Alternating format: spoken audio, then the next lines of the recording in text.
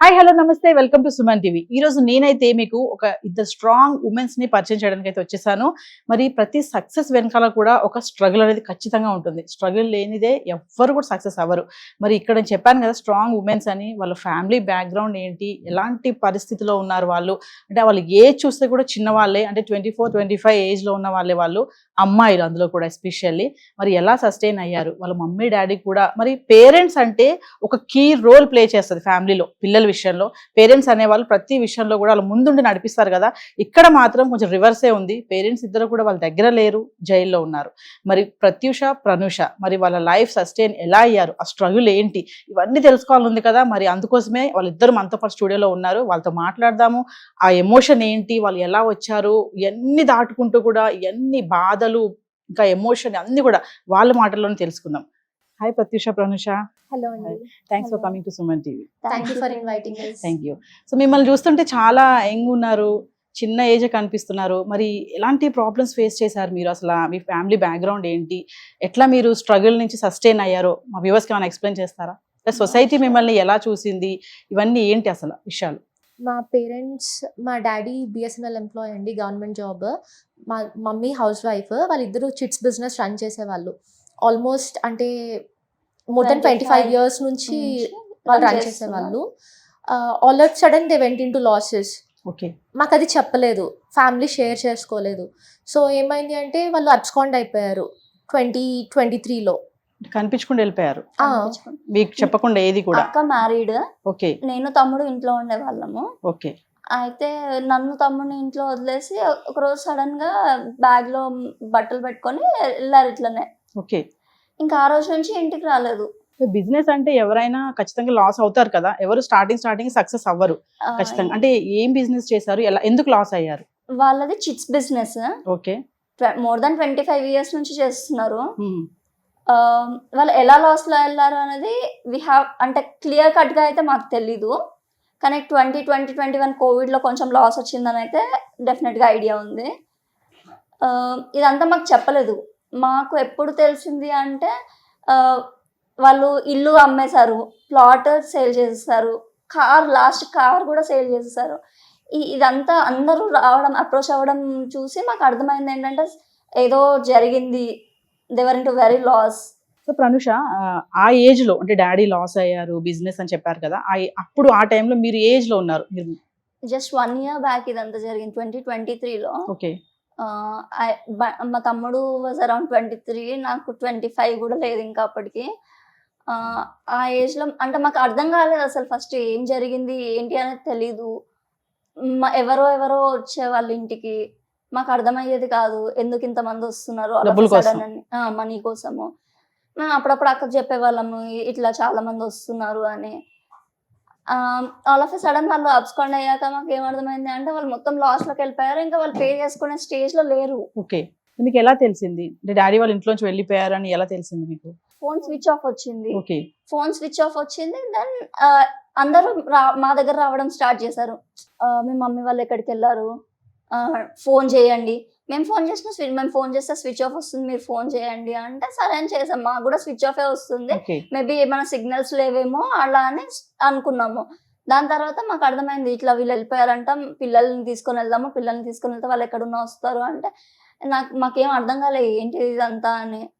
అప్పుడు అర్థమైంది ఇంకా వాళ్ళు లాస్ లోకి వెళ్ళిపోయారు, ఇంత చాలా చెప్పుకోలేక వెళ్ళారు అని. నేను మా తమ్ముడు పిన్ని వాళ్ళ ఇంటికి వెళ్ళాము. పిన్ని వాళ్ళ ఇంటికి వెళ్ళా, అప్పుడే ఫస్ట్ జాబ్ ఉండే నాకు. అప్పుడే ఏప్రిల్లో స్టార్ట్ చేశాను. 1 month కూడా అవ్వలేదు, నాకు ఫస్ట్ సాలరీ కూడా రాలేదు అప్పటికి. తమ్ముడికి జాబ్ లేదు అప్పటికి. ఇంకా క్లౌడ్ కిచెన్ పెట్టుకుందామని ఐడియా ఉండే. మమ్మీ వాళ్ళు సెటప్ చేస్తా అన్నారు, వాళ్ళు మనీ లేక చేయలేకపోయారని కూడా మాకు తెలీదు. సో మేము పిన్ని వాళ్ళ ఇంటికి వెళ్ళాక ఏం తెలిసింది ఇదంతా ఇంత పెద్దగా అయింది, ఇంకా మేము మా ఇంటికి వెళ్ళాము, వాళ్ళు మమ్మల్ని వదిలేసి వెళ్ళిపోయారని అప్పుడు మేము రియలైజ్ అయ్యాము. మీ పేరెంట్స్ ఎప్పుడు మీతో షేర్ చేసుకోలేదా ఇలా ఉంది ప్రాబ్లం ఉంది మన బిజినెస్ అని? వాళ్ళైతే ఎప్పుడు షేర్ చేసుకోలేదు. అంటే ఒకసారి 2022 సెప్టెంబర్ అరౌండ్ అనుకుంటా వాళ్ళకి కొంచెం చాలా ప్రాబ్లం వచ్చింది. అడిగాను అనమాట ఏమైంది ఎంత ఉంది అని అడిగితే వాళ్ళు నాకు 20 lakhs అని చెప్పారు. 20 lakhs డెట్ ఉంది అని. అంతేనా చాలా స్పెసిఫిక్ గా అడిగాను. అడిగితే అంతే అని అన్నారు. అప్పుడు నేను నా లోన్ ఎలిజిబిలిటీ చెక్ చేశాను. అంటే నార్మల్ గా బయట వాళ్ళు ఇంట్రెస్ట్ కి తీసుకొస్తే 20 lakhs అంటే Yes. అరౌండ్ 40,000 ఇంట్రెస్ట్ పే చేయాలి కదా. సో నేను నా లోన్ ఎలిజిబిలిటీ చెక్ చేస్తే అరౌండ్ 24 lakhs ఉండింది. సరే అని నేను లోన్ తీసుకొని వాళ్ళకి ఇచ్చాను. సరే మీరు బయట ఇంట్రెస్ట్ పే చేసుకుంటే బదులు 5 years లో your debt will be solved కదా అన్నట్లు నేను వాళ్ళకి తీసి ఇచ్చాను. అండ్ ఆ రిమైనింగ్ 4 lakhs మా తమ్ముడు క్లౌడ్ కిచెన్ సెటప్ కి ఉంటుంది కదా అని చెప్పి తీసి పెట్టాను. దాని తర్వాత ఏమైంది అంటే అరౌండ్ ఒక 1 month తర్వాత ఇల్లు అమ్మేశారు. ఇంకా కావాలి అని అన్నారు. ఓకే. సో అది కూడా తీసి ఇచ్చేసాను మొత్తము. దాని తర్వాత మేము అంతే అనుకున్నాము. అంటే ప్రాబ్లమ్ సాల్వ్ అయిపోతది అని లోన్ అనుకున్నారు. తీసింది. ఎస్. కానీ ఇంత పెద్ద మేమే లాస్ అవ్వం అంటే కదా అప్పటికే తెలిసిందే. చాలా ఇరుక్కుపోయారు బాగా ఆ, కానీ వాళ్ళు డాడీ నాకు మమ్మీ. చెప్పలేకపోయారు. చెప్పలేదు. Maybe ఎవరైనా ప్రెషర్ చేసి ఉండొచ్చు. ఆ ప్రెషర్ కి వాళ్ళు ఆ అమౌంట్ ని మాత్రమే అంటే మీకు ఎప్పుడు అనిపించలేదా ఇంట్లో మరి డాడీ మమ్మీ ఇలా సఫర్ అవుతున్న ఫీలింగ్? లాస్ట్ మినిట్ లోనే అనిపించింది. లాస్ట్ మినిట్ వరకు అనిపించలేదు. ఎందుకంటే ఇల్లు అమ్మేశారు. ఇల్లు అమ్మేశాక అందరికి తెలిసింది ఇట్లా ఇల్లు అమ్మేశారంట, వీళ్ళు ఏదో ప్రాబ్లమ్స్ లో ఉన్నారు, మన మనీ తొందరగా మనం ఎంత తొందరగా పాసిబుల్ అయితే మనం అంత తీసుకుంటే మంచిది అన్నట్టు అందరూ ఒకటేసారి ప్రెషర్ పెట్టడం స్టార్ట్ చేశారు.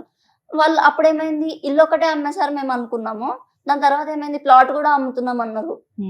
ప్లాట్ కూడా అమ్మేసరికి మాకు అర్థం కాలేదు. అన్ని ఉన్నవి ఉన్నవన్నీ అన్నీ అమ్మేస్తున్నారు. అమ్మేస్తున్నారు, ఏమైతుంది అర్థం కాలేదు. దాని తర్వాత కారు ఇట్లా అన్ని అమ్మేసినాక మాకు అర్థమైంది ఇంకా వాళ్ళు ఏమి పే చేసుకోని సిచ్యువేషన్ లో ఉన్నారు. వాళ్ళు double interest, compound compound interest interest. Yes. Compound interest pay చేశారు. అవన్నీ మాకు ఎవరు షేర్ చేయలేదు. ఎప్పుడు ఇప్పుడు తీసుకున్న వాళ్ళు షేర్ చేయలేదు, మా పేరెంట్స్ షేర్ చేయలేదు. చేయలేదు. అండ్ వాళ్ళు బిజినెస్ కూడా ఆల్మోస్ట్ 25 years Yes, నుంచి రన్ yes. చేశారు. అంటే మేము వివర్ లైక్ కిడ్స్, తను జస్ట్ బాల్. అదే అదే. ఆ టైం నుంచి అనేటప్పటికి మేము ఎప్పుడు అడిగే వాళ్ళం కాదు. చిన్నప్పుడు అడగలేదు, ఇప్పుడు అంటే పెద్దయ్యాక బిజినెస్ కూడా కదా ఇప్పుడు వెళ్తుంది అడగాలి. అనుకున్నారు, నాకు గోయింగ్ ఆన్ అనుకున్నారు. జస్ట్ మాకు ఏదైనా ఎడ్యుకేషన్ కి వాటికి వీటికి వాళ్ళే పే చేసే వాళ్ళు. ఎస్. ఇంకేమీ అంటే ఫైనాన్షియల్ గా మేమేం అందులో Involve అయ్యే ఇన్వాల్వ్ వాళ్ళం అవ్వలేదు. సో ప్రెసెంట్ ఇప్పుడు ఎక్కడున్నారు మమ్మీ డాడీ? వాళ్ళు ఇప్పుడు జైల్లో ఉన్నారు. ప్రెసెంట్ జైల్లో ఉన్నారు. ఎప్పటి నుంచి ఉన్నారు జైల్లో? ఆల్మోస్ట్ 6 months అవుతుంది. 6 months అవుతుంది. 5.5 months. దెన్ మీరు వెళ్ళారా, కలిసారా వాళ్ళని మరి? లేదు, వాళ్ళు ఏమన్నా ఫోన్ చేయడం? ఫోన్ Phone చేశారు. చేశారు. ఫోన్ చేస్తారు, ఏమంటున్నారు? ఏమంటారు, మేమైతే మాట్లాడట్లేదు. వాళ్ళు ఏం చెప్తున్నారు అంటే స్టిల్ ఇవి డెట్స్ తీసుకున్న వాళ్ళు ఎవరైతే ఉన్నారో అక్కడికి కూడా వచ్చి అడుగుతున్నారు అని, ఇక్కడ జైలుకి కూడా? జైల్ కి కూడా వచ్చి అడుగుతున్నారు అని. ఓకే. మా దగ్గర నిజంగానే మనీ ఉంటే మేము మా పేరెంట్స్ ని అక్కడ ఎందుకు పెట్టుకుంటాము? ఎస్. మరి మీ ఫ్యామిలీ మెంబర్స్ ఎవరు సపోర్ట్ చేయలేదా? ఉంటారు కదా రిలేటివ్స్ చాలా మంది ఉంటారు, అత్త మామ బాబాయ్ పిన్ని. వాళ్ళల్లో కొంతమంది బిజినెస్ లో ఇన్వెస్ట్ అంటే మనీ ఇచ్చున్నారు, ఓకే. అందుకు మాట్లాడట్లేదు. ఇంకొంతమంది ఆ మిగిలిన వాళ్ళ దగ్గర బ్యాడ్ అయిపోతారు అన్నట్లు, అంటే ప్రాబ్లమ్స్ లో ఉన్నప్పుడు ఎవరు హెల్ప్ చేయరు కదండి, ఓకే. వాళ్ళు ఏదో మేము అడుగుతాం అన్నట్లు. ఓకే. సో ఎవరు మీకు సపోర్ట్ చేయలేదు? ఎవ్వరు సపోర్ట్ చేయట్లేదు. సొసైటీ ఇంకా హెల్ప్ చేయకపోగా ఇంకా మాటలు అంటున్నారు. ఈవెన్ మేము ఇప్పుడు బిజినెస్ స్టార్ట్ చేసి అంటే ఇలా ఇలా ఇంటర్వ్యూస్ ఇస్తున్నప్పుడు కూడా దాని కింద కూడా negative negative comments comments పెడుతున్నారు. అంటే మీ సొసైటీని క్వశ్చన్ చేయడానికి అయితే వచ్చారు కదా, అంటే ఏం చేస్తున్నా అంటే మంచి హ్యాపీగా ఉన్నప్పుడు అందరూ వస్తారు ఇంటికి, మాట్లాడతారు. మరి ఏదైనా ప్రాబ్లం ఉన్నప్పుడు చిన్న పిల్లలు కదా, పేరెంట్స్ ఇద్దరు లేరు దగ్గర, వాళ్ళని ఎలా చూసుకోవాలి? మెసేజ్ కూడా ఎవరు చేయట్లేదు ఇప్పుడు. Okay. 99% of the society are relatives neighbours అందరూ ఒకటేలాగా ఉన్నారు. ఓన్లీ 0.1% ఎవరైతే ఉన్నారో నిజంగా జెన్యున్ గా వాళ్ళు మనీ రాకపోయినా మీరు హ్యాపీగా ఉండండి అంటే like me Restart your life. Yes, yes. Restart చేయండి అన్నట్టు చెప్తున్నారు. సో చాలా మంది చూసుకుంటే ఇప్పుడు పేరెంట్స్ అనే వాళ్ళు, మీరు అన్నారు డాడీ 25 years నుంచి బిజినెస్ చేస్తున్నారని, చాలా మంది పేరెంట్స్ అలానే ఉన్నారు ఇప్పటికీ కూడా. వాళ్ళు ఏదైనా లాస్ అయినా ఏదైనా ప్రాబ్లంలో ఇరుక్కుపోయినా కూడా పిల్లలకి చెప్పటం లేదు. ఎందుకంటే పిల్లలు చెప్తే క్యారియర్ డిస్టర్బెన్స్ అవుతుంది, వాళ్ళు చదువుకోలేరు. అంటే కొంచెం ఏజ్ పెరిగిన పిల్లలకి కూడా చెప్పట్లేదు, అంటే ఇంటర్మీడియట్ బీటెక్ చదివే పిల్లలు ఉన్నా కూడా వాళ్ళు చెప్పట్లేదు. అలాంటి పేరెంట్స్కి ఏమైనా చెప్తారా మీరు? యా, ఎందుకంటే ఈ పాయింట్ మా అక్కకు కూడా చెప్పలేదు. మా అక్క అప్పటికి వర్క్ చేస్తుంది, షీఈస్ మ్యారీడ్. మా అక్కకు కూడా పేరెంట్స్ చెప్పలేదు. ఇది నేను సొసైటీకి కానీ పేరెంట్స్కి కానీ లైక్ పిల్లలకి కానీ, పేరెంట్స్ ఆర్ పిల్లలు ఏదైనా షేర్ చేసుకోండి ఫ్యామిలీ తోటి, సో దట్ ఇంత సిచ్యువేషన్స్కి రారు. ఒకరు కాకపోతే ఇంకొకరు సాల్వ్ చేసుకోవడానికి ఉంటుంది. ఎస్. మరి మమ్మీ ఏమంటారు? మీరు మాట్లాడాలని అంటున్నారు కదా జైల్లో ఉన్నప్పుడు, మరి ఆడపిల్లలు కదా మీరిద్దరు, ఇప్పుడు అక్క అంటే మ్యారేజ్ అయిపోయింది, మీరు ఇంకా చిన్నగానే ఉన్నారు కదా, మరి ఎలా మీకు మమ్మీ గుర్తు రావడం అట్లా? రోజు గుర్తొస్తుంది. ఎందుకంటే నేను ఇంటికి వస్తే మమ్మీని చూడకపోతే డే కంప్లీట్ కాదు. మమ్మీ లేకపోతే ఇంటికి వచ్చేసరికి మమ్మీ కనిపించకపోతే ఎస్. నేను పెద్ద గొడవే చేసేదాన్ని. ఈరోజు ఎప్పుడు ఆఫీస్ నుంచి ఇంటికి వచ్చేసరికి మమ్మీ కనిపించకపోతే ప్రతిరోజు ఏడుస్తా. కానీ మమ్మీని తెచ్చుకోవాలని ఉంది, మళ్ళీ నార్మల్ లైఫ్ లీడ్ చేయాలని ఉంది. మాకు భయం అవుతుంది మళ్ళీ ఇంకా ఎక్కడ వేరే వాళ్ళు వస్తారు మా దగ్గరకు వస్తారు అని. అంటే ఇప్పటికీ వస్తున్నారా మనీ చెప్తున్నా మా దగ్గరికి అయితే రాలేదు, కానీ మమ్మీ వాళ్ళ డాడీ వాళ్ళ దగ్గరికి అయితే వాళ్ళు వెళ్ళారు. ఎక్కడున్నారో తెలియనప్పుడు మా దగ్గరకు వచ్చేవాళ్ళు. Okay. తెలిసాక ఇప్పుడు జస్ట్ కాల్స్ మెసేజెస్ లో అడుగుతున్నారు కానీ రావడం అయితే లేదు. అంటే ఏమన్నా స్టెప్స్ తీసుకుందాం అనుకుంటున్నారా మమ్మీ డాడీని బయటికి తీసుకురావడానికి? ఏమైనా ఆలోచన ఉందా? ఏమైనా చెప్పాలనుకుంటున్నారా? మేమైతే ఇప్పుడు ట్రై చేస్తుంది వాళ్ళని తీసుకొని రావడానికేనండి. And at the same time అంటే కొంచెం బాధ్యతగా వాళ్ళకి మనీ ఏమైనా ఇంకా అరేంజ్ చేయగలుగుతామా, చేసి ఏమైనా వాళ్ళకి settle ఏమైనా హెల్ప్ చేయగలుగుతామా? చేయగలుగుతామా అనేదే మేము ఆలోచిస్తున్నాం. మేము జాబ్ చేస్తూ ఇంకా వేరే బిజినెస్ కూడా స్టార్ట్ చేయడానికి కారణం అయితే ఇదే. ఎందుకు అంటే మా జాబ్ తోటి మేము నార్మల్ లైఫ్ లీడ్ చేసుకోవచ్చు, అండ్ మేము ఏదైతే స్టార్ట్ చేసామో అది మా పేరెంట్స్ కి ఎలా అయినా యూజ్ అవ్వాలి అనే వచ్చే మనీ తోటి. థాట్ తోటి సో మీ ఇద్దరు జాబ్ కూడా చేస్తున్నారు, జాబ్ స్ట్రగుల్ లో ఉండి కూడా జాబ్ Yeah. చేస్తూ మళ్ళీ side income. Rotational shifts okay, side అంటే Side ఎక్స్ట్రా income ఇన్కమ్ కోసమే కోసమే చేస్తున్నాము. చేస్తున్నాము. అచ్చా. మీకు బ్రదర్ కూడా ఉన్నారు కదా, Yeah. మీ బ్రదర్ ఏం చేస్తారు? తను ఇందులో ఫుల్ టైం చేస్తున్నారు ఇప్పుడు. Hotel Okay. మేనేజ్మెంట్ చేశాడు, క్లౌడ్ కిచెన్ పెట్టుకోవాలనుకున్నాడు, సో అది అవ్వలేదు, ఇందులోనే చేస్తున్నాడు ఫుల్ టైం. సో యంగ్స్టర్స్ ఉంటారు చాలా మంది, పేరెంట్స్ కి చెప్పారు కదా మీరు, సొసైటీకి చెప్పారు, మరి పిల్లలకు కూడా ఏమైనా చెప్తారా? చాలా మంది పిల్లలు పేరెంట్స్ ఇంట్లో అసలు ఏం జరుగుతుంది ఏంటి అనేది ఏం పట్టించుకోవట్లేదు. ఇప్పుడు మమ్మీ డాడీ చేస్తున్నారు, డబ్బులు తెస్తున్నారు కదా, వీఆర్ సస్టైనింగ్ అంతే. బట్ వాళ్ళు ఏం చేస్తున్నారు, వాళ్ళు ఎలాంటి ప్రాబ్లమ్స్ లో ఉన్నారు, వాళ్ళకి ఏమైనా ప్రాబ్లమ్స్ ఉన్నాయా, అసలు మనం ఇంటరాక్ట్ అవ్వాలి అనే అటువంటి ఆ మైండ్ సెట్ ఎవరికి ఇప్పుడు ఉండట్లేదు యంగ్స్టర్స్ కి. అలాంటి వాళ్ళకి ఎండ్ ఆఫ్ ద డే ఇది మన ఫ్యామిలీ కోసం మీరు డిస్కస్ చేయండి. వాళ్ళ గురించి ఏంటి ఏం జరుగుతుంది ఇంట్లో తెలుసుకోండి.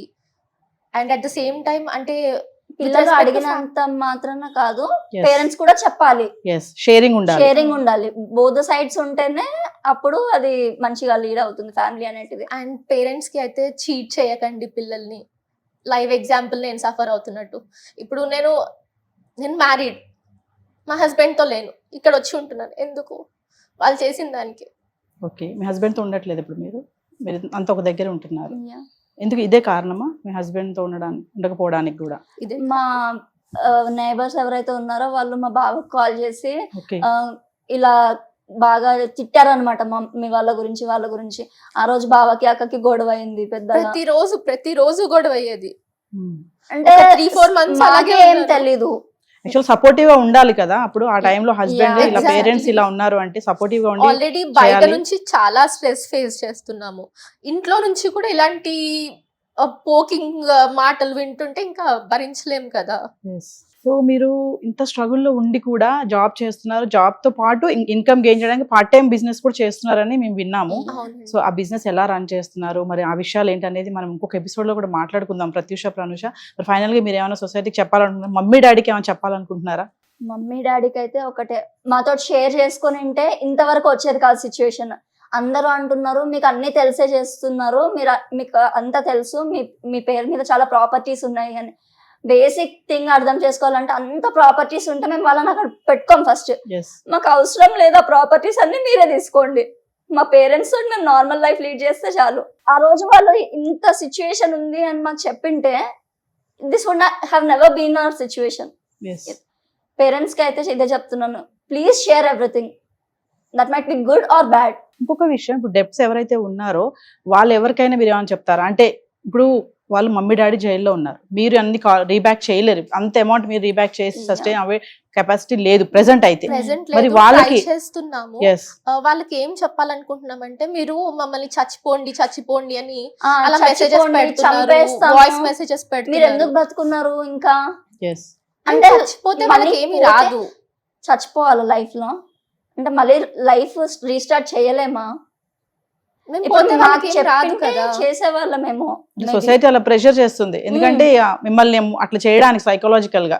మమ్మీ డాడీ అక్కడ ఉన్నారు, మీరేమో ఏదో ఒకటి చేసి వాళ్ళని బయట తీసుకోవాలన్న ప్రయత్నంలో మీరున్నారు, బట్ సొసైటీ అట్లా ఆలోచించటం లేదు. వాళ్ళ పాయింట్ ఆఫ్ వ్యూ లో వాళ్ళ మనీ పోయాయి మేము అర్థం చేసుకుంటున్నాం.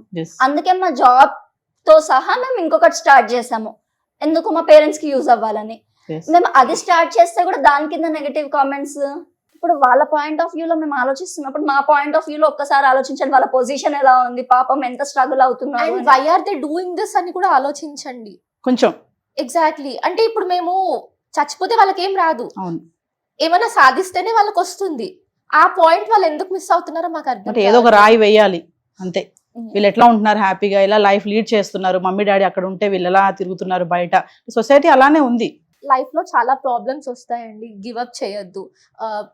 లైక్ చిన్న చిన్న పిల్లలు ఎగ్జామ్స్ పోయాయని, టీనేజర్స్ లైఫ్ లో Inter, లవ్ ప్రాబ్లమ్స్ 10th, అని ఇలా చాలా గివ్ అప్ చేస్తారు, లైఫ్ గివ్ అప్ చేస్తారు. Never give up. ఎందుకంటే అది ఒక్కటే కాదు, ఫ్యూచర్ మనకు చాలా ఉంది. అట్లాంటి ఎగ్జామ్స్ లో ఫెయిల్ అయినప్పుడు సూసైడ్ చేసుకోవడము ఇలాంటివి అసలు అవసరమే లేదు. ఎగ్జామ్ లో ఫెయిల్ అయితే ఏముంది, లైఫ్ చాలా చాలా ఉంటుంది. ఉంది, గెయిన్ చేయాలి. ఒక ఎగ్జామ్ పోతే ఏముంది, మళ్ళీ రాయొచ్చు, రీ Yes. అటెంప్ట్ చేసుకోవచ్చు. సో వ్యూవర్స్ వింటున్నారు కదా, మరి వాళ్ళ యంగ్స్టర్స్ వాళ్ళ మాటలు ఎంత అంటే భావోద్రేకంగా మాట్లాడుతున్నారు, వాళ్ళ ఫ్యామిలీ ఎంత సఫర్ అయింది. ఈరోజు వాళ్ళ మమ్మీ డాడీ కూడా జైల్లో ఉన్నారు, అయినా సరే వాళ్ళ మాటల్లో సొసైటీకి ఏం చెప్పాలనుకుంటున్నారో వాళ్ళు చెప్తున్నారు. అంటే హ్యాపీగా ఉన్న టైంలో అందరూ వచ్చి కలిసి ఉండడము, కొంచెం బాధలో ఉన్నప్పుడు అందరూ వదిలేయడము, మళ్ళీ వాళ్ళని ఏంటంటే చచ్చిపోండి అనేటువంటి మెసేజ్లు కూడా పెడుతున్నారంట. అంటే వాళ్ళు చనిపోతే మనీ రావు కదా, వై ఎందుకు అట్లా వాళ్ళని ప్రెషర్ చేయడం. చిన్నపిల్లలు వాళ్ళు చూస్తే యంగ్స్టర్స్గా ఉన్నారు, మళ్ళీ మ్యారేజ్ అయిన అమ్మాయి వాళ్ళ హస్బెండ్ కూడా తనతో ఉండటం లేదు, ఎందుకంటే మొత్తం ఇదంతా చూసుకుంటే. ఇంకొకటి ఏంటంటే ఇంత స్ట్రగుల్లో ఉండి కూడా వీళ్ళు సస్టైన్ అయ్యారు, ఎలా అయ్యారు అనేది కూడా ఇంకొక ఎపిసోడ్లో మీకు చూపించే ప్రయత్నం అయితే చేస్తాను. This is Naveena signing off. Suman టీవీలో మీ పర్సనల్ అండ్ బిజినెస్ ప్రమోషన్స్ కోసం కింది నెంబర్కి కాంటాక్ట్ చేయండి.